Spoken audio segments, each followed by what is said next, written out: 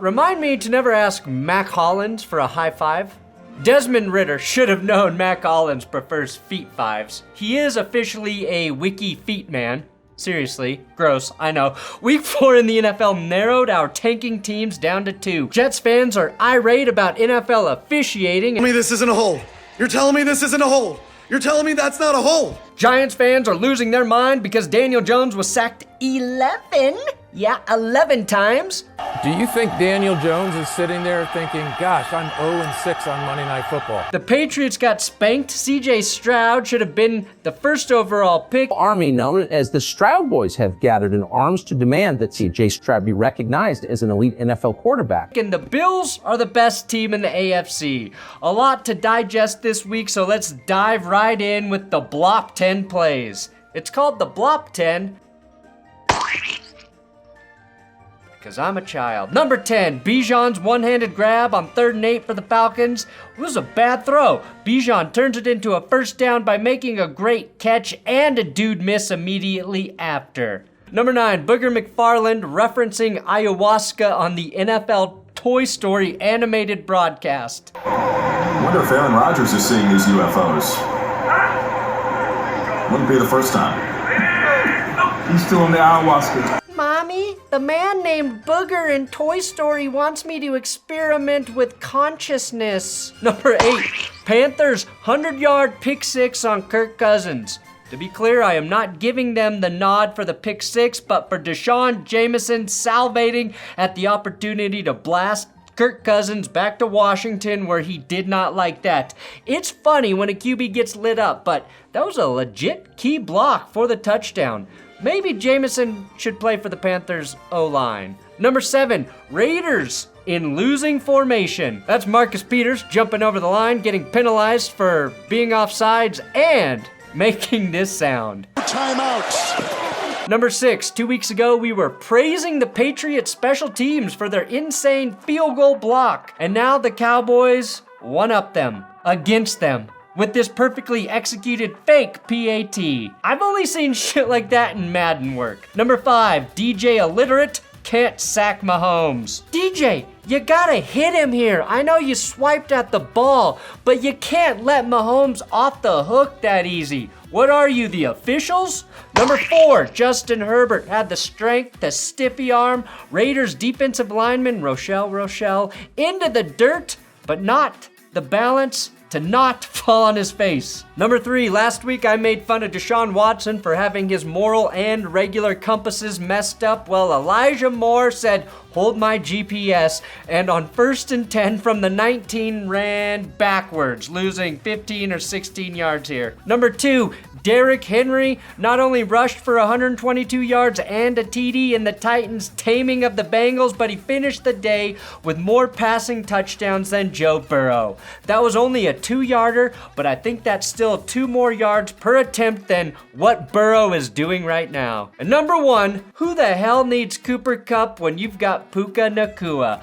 Puka's first ever NFL TD is a walk-off game winner in overtime. Surprising that's his first touchdown considering he has the most receptions through 4 games for a rookie. And I think we need to give Puka Nacua a Transformer nickname like Megatron. I'm thinking Bumblebee? No, maybe Starscream? No. Shia LaBeouf. Don't let your dreams be dreams. Yesterday, you said tomorrow. So just do it! Make your dreams come true! And number 0, David Njoku showing up to the game looking like this. Questionable this week after he suffered burns to his hands and his face. I was gonna make a joke about him being the only player in the NFL who can cook more dangerously than Russell Wilson. But after he showed up to the game in this burn mask, I will never, ever make fun of Njoku. Both out of respect and out of fear. Sadly, Disney was too cowardly to throw him in the Toy Story game and scare the shit out of the kids. Toy Story 5, Buzz and Woody murdered by David Njoku in Saw-like fashion. Today's episode is sponsored by Underdog Fantasy, and this week they are matching your first deposit up to $500, which is an exclusive offer for new customers. All you have to do is sign up at Underdog with my link below, or my code THATSGOOD and make your first deposit. They also just added the best ball resurrection, so maybe injury or some surprise roster depth ruined your best ball mania drafts from this summer. Well, you can redeem yourself right now. This is a $10 entry, 300 grand in total prizes, and 30 G's to first place. It's the same best ball format, so your best score each week is used. Go redeem yourself. The pick'em games are now live in all of these states, the yellow ones, and with 5-player pick entries, you can 20x your money. Congrats to everyone who picked higher on any Miami player ever last week. Again, link below, code that's good, sign up now at Underdog. Losers? The Toy Story game. No, not Disney. I'm talking about adults complaining about the Toy Story game. It's for kids, you fucking idiots. If it were for adults, it would be the Pornhub game. Makes sense given Dan Orlovsky's lack of trousers. Leave it to Dan Orlovsky, though, to always cross the line. Naturally, Drake London scored a touchdown in London. We were all waiting for that. And I kind of feel bad for Paris Campbell, knowing he can't score a touchdown in Paris, France.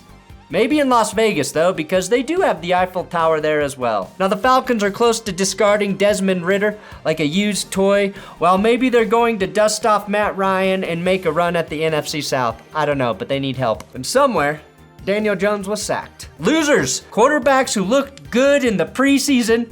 Aiden O'Connell, Kenny Pickett, who now has a knee injury, and Dorian Thompson-Robinson. They combined for 5 picks and 0 touchdown passes. Thank you for your service, fellas. We all needed you to get our football fire going in the desperate, dry month of August, and you delivered. And somehow, Daniel Jones was sacked again. Aiden O'Connell got his first career start in LA, and if you squint, his numbers might have been pretty close to Justin Herbert's. Now, O'Connell did help the Raiders climb back into this game after they were down bad. He scored a rushing touchdown, first of the season for the Raiders, by the way. One of Aiden's nicest throws, though, was negated by offensive pass interference. An insane catch here by Jacoby Myers. And I've got a new rule. If you're in triple coverage, you should be allowed to push off of one guy. O'Connell had the ball in the red zone at the end of the game and threw a back-breaking pick to Asante Samuel, who single-handedly extended Brandon Staley's head coaching career by another week. Winner? Mark Davis, having the bangs, balls to sit amongst the peasants at this game.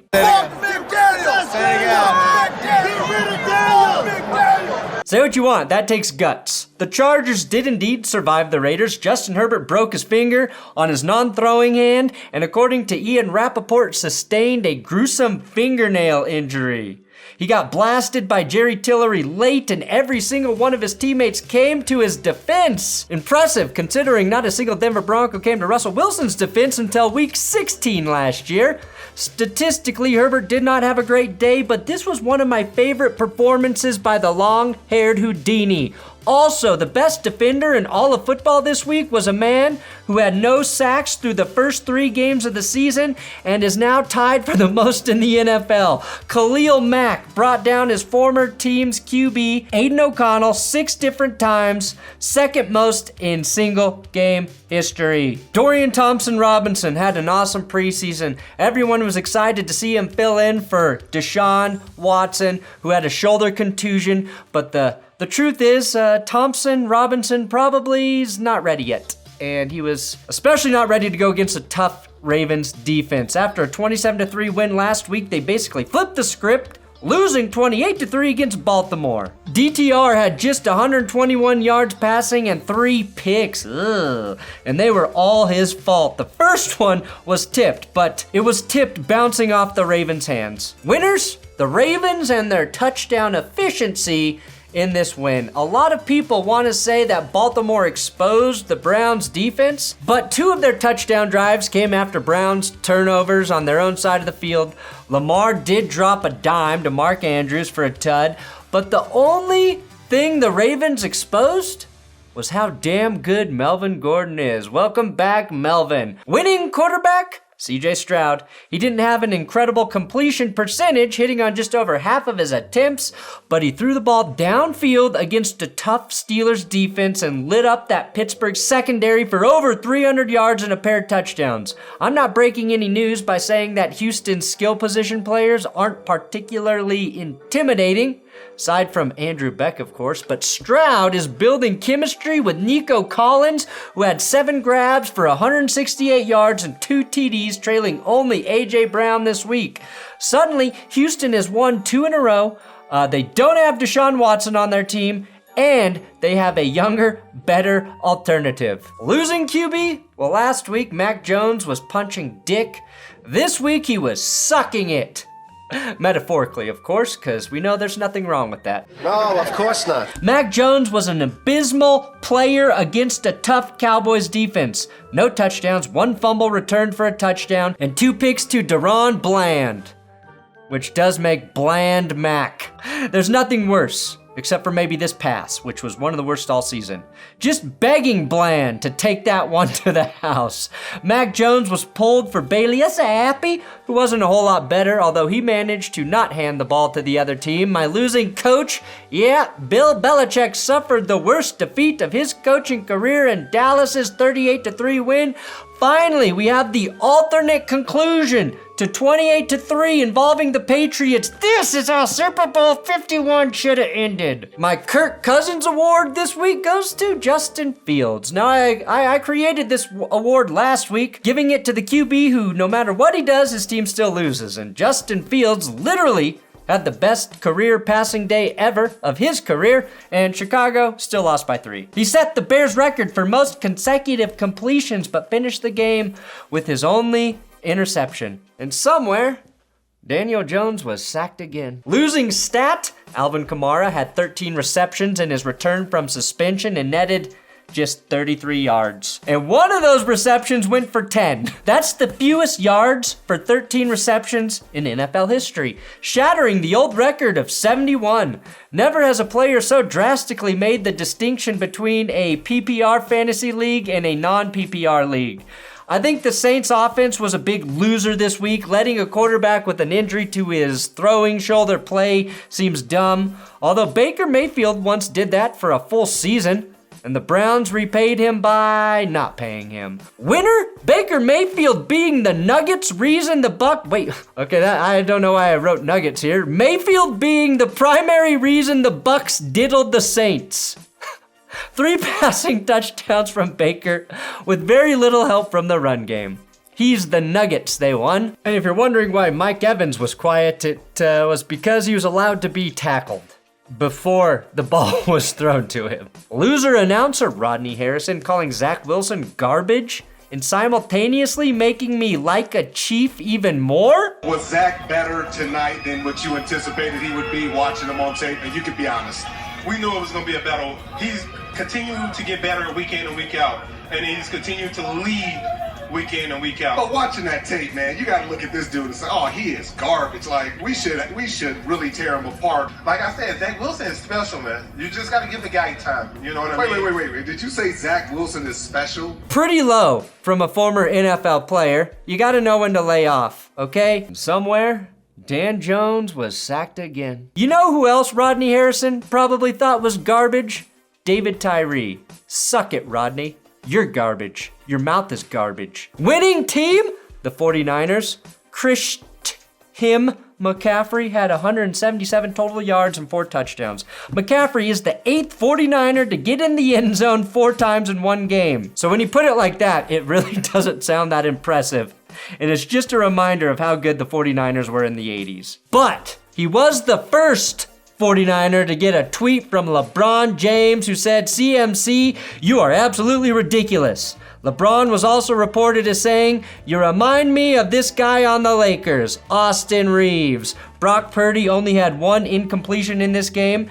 Impressive, given he wasn't even playing the Broncos defense, and extended his regular season winning streak to 9. And somewhere Danny Pennies was sacked again. Losing team that won, the Eagles. The Eagles have been the most impressive, least impressive, undefeated team through the season so far. They haven't really played anybody that tough. but they're still grinding out victories. It took them to overtime to beat the Commies at home, thanks to a clutch last-second touchdown pass from Sam Howell to Jahan Dotson.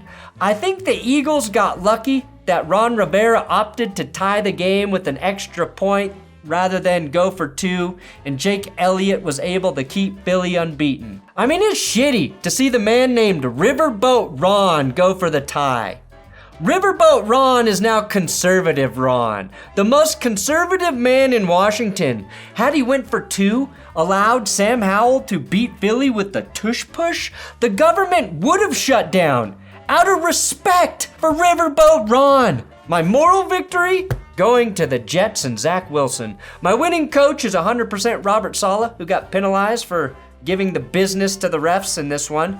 Patrick Mahomes had one of his weirdest games as a pro, getting picked twice. Should have been 3, by the way. While Zach Wilson looked nothing but sharp with a couple touchdowns and no turnovers until a very untimely fumble in the fourth quarter. God bless them because they kept Travis Kelce out of the end zone and saved us from 10,000 Taylor Swift reaction shots. Oh wait, the NFL made her their banner today on Twitter. And Dan Jones sacked again. Worst call of the week? Well, that's brought to you by my coffee, the Fuck the Refs blend, available only at benchwarmerbrew.com. It looked like Michael Carter had an interception to change the course of this game, but as soon as he got his hands on the ball, the ref tossed a flag for defensive holding that allowed the Chiefs to continue their drive that felt eerily like the end of Super Bowl 57. Robert Saleh was pissed. Jets fans were pissed. I was pissed. The Chiefs do not need any help from the officials. Every time the Chiefs are gifted a call, an angel commits suicide. On 3rd and 22, Jermaine Johnson got held for about 15 seconds, and naturally, there was no call. No, we can't have the Chiefs lose in front of Taylor Swift. How will we market to women then? Everyone knows that women can't enjoy football without a cutaway to Taylor Swift being happy every 30 seconds. My winning team, the Buffalo Bills, aka Bill Kills. Somehow they are both Uma Thurman and Bill from Kill Bill, exacting revenge for literally every Broncos loss this year. A week ago, the Dolphins dropped 70 on Denver, so the Bills, they went out and beat Miami 48-20. A week before that, Buffalo creamed the Commanders after the Commanders wouldn't let me cream and denied my Hail Mary, and then they dismantled the Raiders before that. The Bills are like the Broncos' big brother, and I thank them for taking revenge on all of those bullies that have stuffed me in a trash can for the first 3 weeks of the season. The way Buffalo worked Miami, I have to ask, you didn't think it would be that easy, did you? Yeah, I kinda did. Somewhere Dan, the pin Dan. Sacked again, Dan. Stephon Diggs torched Miami like a Davion Achane impersonator for 3 touchdowns, most by any receiver this week. He channeled his inner Steve Austin, and Josh Allen finished with the perfect passer rating against a Fangio defense. This is the greatest insult to Italian Americans since Nicolas Cage did this Italian accent. If I do that, I'll start getting confused about when I'm supposed to come in. And that, in a concert hall, would be a disaster. And yes, Tank Bowl Part 2 played out in Carolina.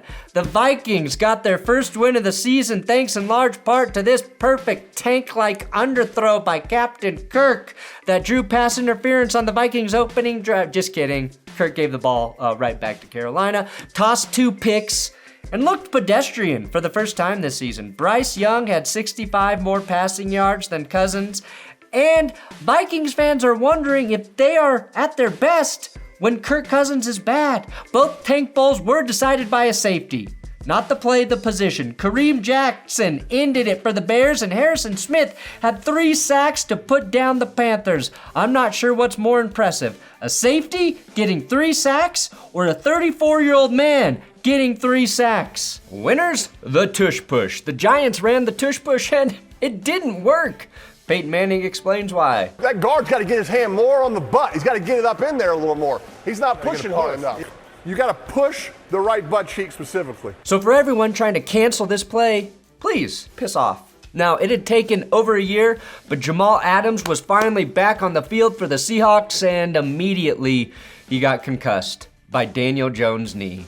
His injury last year was caused when he tried to tackle Russell Wilson. 2 injuries while tackling quarterbacks is insanely bad luck, especially when those quarterbacks are playing terribly. Losers, the Denver Broncos. How? How might you ask? Well, former Broncos quarterback Drew Lock came into the game and immediately threw it to former Denver Broncos tight end Noah Fant, who went 51 yards for a near TD. And the 5th overall pick Seattle had by way of Denver, that man, Devin Witherspoon, also scored on a pick 6 in this game. Essentially, 14 points for the Seahawks were Broncos points. Losers, the Giants and Daniel Jones. Dan Jones lost his 24th career fumble, most lost balls since he was drafted.